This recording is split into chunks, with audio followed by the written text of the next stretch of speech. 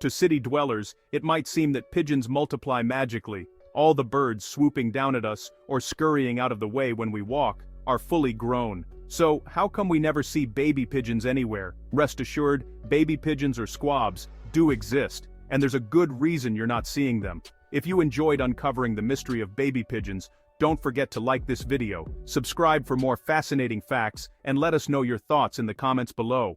It's partially due to where the birds nest. Pigeons, also known as rock doves, build their nests in places that mimic the caves and cliffs that their ancestors used in the Mediterranean. In New York City, they're building their nests anywhere they can find, any opening on window sills, on rooftops, under bridges, preferably somewhat protected places. Charles Walcott, then Professor Emeritus at Cornell University and former Executive Director of the Lab of Ornithology, told Mental Floss in 2014. There are lots of nice artificial cliffs that people have erected in New York. The other reason why squabs are rarely seen is because of how long they stay in the nest, for about a month to 6 weeks, until they are effectively an adult size, Walcott says. City dwellers typically think of pigeons as rats of the sky, but it turns out that the birds are usually pretty good parents. Both males and females tend the young and feed them, Walcott says. If one of the parents dies, it becomes tougher for the remaining one to raise the young.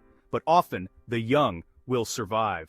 Baby pigeons survive on a diet of pigeon milk, digested epithelial, or skin, cells made in their parents' crops, until they're old enough to eat some solid food. The parents regurgitate charming things like corn kernels and so on, Walcott says. Pigeons are mostly grain eaters, by the way. Their ancestors foraged grain from fields. Though according to Walcott, McDonald's French fries will do just fine, thank you. Once a squab leaves the nest, it ignores its parents, begins to feed itself for the first time, and joins a flock, which is composed of the same birds day after day that hang out in a particular area, and that will be distinct from what goes on a couple blocks away, Walcott said.